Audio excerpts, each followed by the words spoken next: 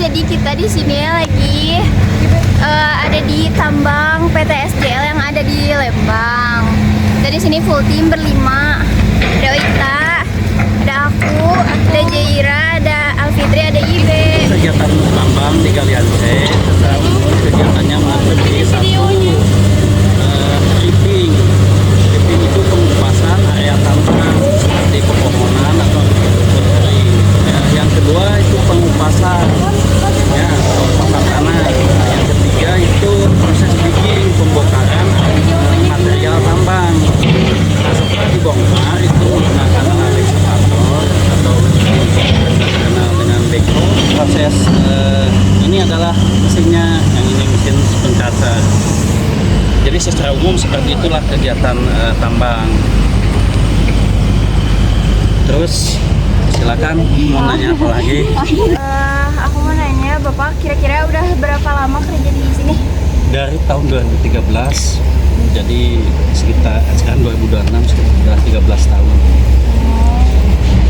Untuk awal bukanya STPMPN ini dari 2011. Kalau misalkan kegiatan tambang di sini secara operasional dari jam berapa sampai jam berapa, Pak?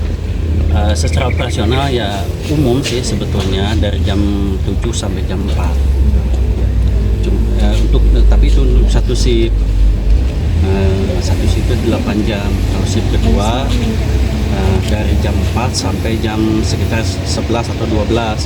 Kita tadi habis nanya-nanya ke bapak-bapaknya, kita juga udah baru dapat beberapa informasi dan sekarang kita mau nyari informasi selanjutnya. Stay tune ya, dadah.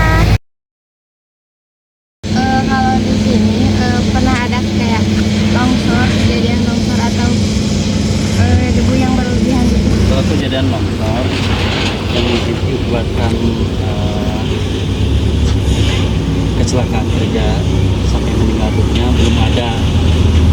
Cuman kalau longsor kecil karena adanya aktivitas tambang itu sudah biasa karena kita untuk tambangnya tekniknya undercut. Dan itu kalau dilihat itu sedang ada pembersihan, itu ada penyiraman sebetulnya di sini nih.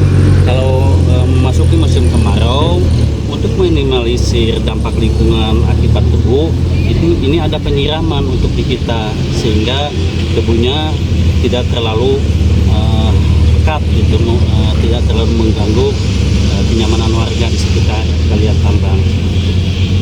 Oh, biasanya kapan Pak penyiraman itu? Penyiraman itu biasanya pertama untuk kalau di musim kemarau itu intens gitu, seperti itu ada basah, jalan yang basah itu habis penyiraman tadi. Kalau di tambang ada dampaknya gak Pak ke air, udara, sama tanah? Kalau dampaknya ke air, karena itu harus ada kajian khusus sebetulnya. Cuman kalau dilihat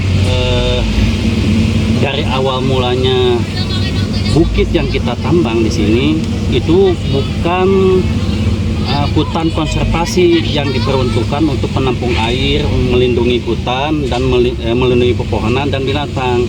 Jadi kita itu nambang bukan di hutan konservasi seperti di Gunung Guntur. Kita nambang itu di tadinya bekas lahan pertanian, jadi seperti itu. Jadi kalau mengganggu untuk cadangan air akibat resapannya di sini nggak mengganggu sama sekali karena kita nambang bukan di gunung yang difungsikan untuk menjadi daerah resapan air seperti itu. Makanya untuk Bukit Pasir Laku ini dulu keluar izin tata ruang tambang karena ada kajian seperti itu untuk amdalnya ini tidak mengganggu. Kalau misalnya pekerjaan yang paling berkesan atau yang paling beresiko? Oh, pekerjaan yang paling beresiko itu kalau pekerjaan sih di daerah tambang itu sebetulnya semuanya juga beresiko ya, tidak ada yang tidak beresiko. Makanya izin kalau dilihat dari papan itu kan ada perpanjangan izin beresiko. Nah untuk daerah tambang ini seluruh pekerjaan itu beresiko. Nah yang paling beresiko itu yang kerjaan di mulut tambang, yang beko, yang nugar pasir itu. seperti itu. Di sini apa ada aturan atau cara khusus untuk jaga lingkungan nggak Pak? Ada ditentukan dan diarahkan oleh Dinas Lingkungan Hidup. Setiap 6 bulan sekali ini ada inspeksi tambang dari SDM Jawa Barat, cabang Jawa Barat wilayah 5 yang ada di Sumedang. Nanti dikasih arahan tambang itu harus seperti apa supaya tidak merusak lingkungan, meminimalisir dampak lingkungan. Ada pengawasan dan ada juga arahan-arahan harus seperti apa. Bapak, kalau di sini kan ditambang selain pasir ada batu juga. Nah, kalau misalkan fungsi utama dari setiap komponennya itu apa Bapak kalau misalkan udah diolah itu? Galian di sini komoditasnya itu dari pasir dan batuan.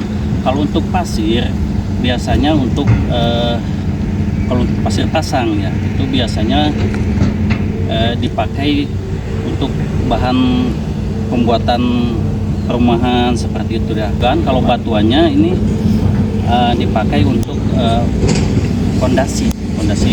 Oh, kalau misalkan di sini kan yang ditambang tuh area gunung gitu kan, karena nggak kayak misalkan nemuin fosil atau apa gitu yang di luar pasir sama batuan.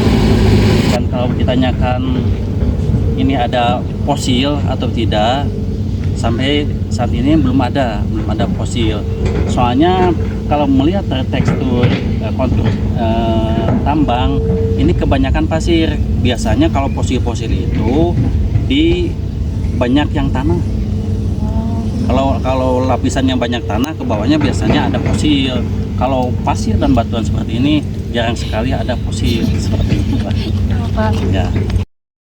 Hai teman-teman, kita di sini closingan atau penutupan dan kita di sini udah explore banyak hal, ngobrol sama banyak narasumber dan kita udah wawancara tentang banyak banget hal-hal yang baru kita tahu sekarang. Ya, di sini juga orangnya baik-baik semua. Baik banget.